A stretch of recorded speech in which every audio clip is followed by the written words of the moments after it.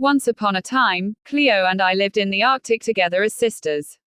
The cold didn't bother us one bit, so we were used to playing in our icy, frozen paradise we called home.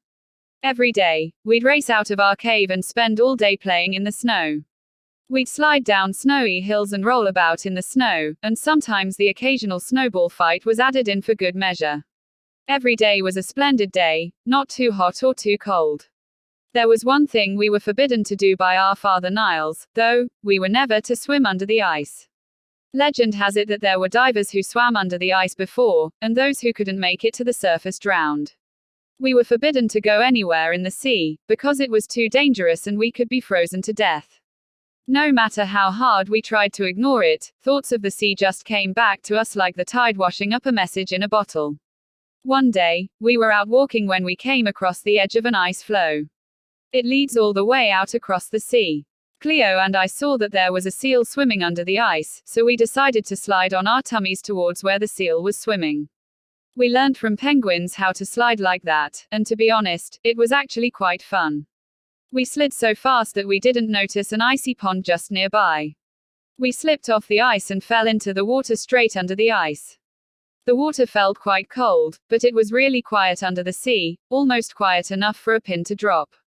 We had no choice but to explore the ocean ourselves. It was really beautiful. Our eyesight was indeed blurry because we couldn't see underwater, but wow, it was lovely. Fish swam past us and tickled our toes, and we swam past mighty whales singing ambient whale songs. The ambience reached our ears, and we could hear correctly even though we are underwater. There was water blocking our ears, but we didn't care. We just swam along until we came to a cave in a giant glacier. We swam into the magical crystal depths of the glacier and looked all around us. We couldn't believe what we saw. We could see our own reflections painted like a work of art in the glass ice, and some of the sharp spikes down below were a little dangerous, but we kept on swimming.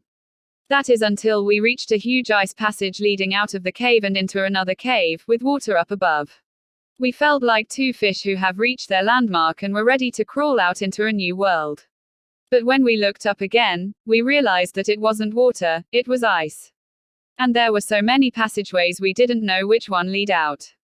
Desperately, we tried other caves, but they just lead to icy walls which blocked our path, and we had to go back into the cave again.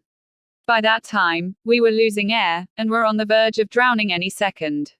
With the last of my air bubbles coming out of my mouth, I took hold of Cleo's hand just in case I wanted to tell her, "I love you," again. But as we sank down to the bottom of the cave, a huge shadow swam in and took us onto his back. Minutes later, we woke up on the surface again, and found ourselves looking into the eyes of a friendly polar bear. We coughed up water and tried to get back onto our legs in a wobbly kind of manner, but we were helped up by our new friend. "Thanks for saving us, Mr. Polar Bear," I sighed. "We thought we were going to drown, but you saved us," said Cleo. The polar bear just rumbled out a groan in acceptance. "We promise never to swim under the ice again. I think it really is too dangerous." I coughed. "I think so too," said Cleo. "I think the ice is a dangerous swimming ground for us." The polar bear agreed with one last grumble, then leapt into the water and swam off as we waved goodbye to our friend. And so we went off back to our icy home, through the wind and the swirling snow, all whilst we disappeared without a trace. We are nowhere to be seen now. The end.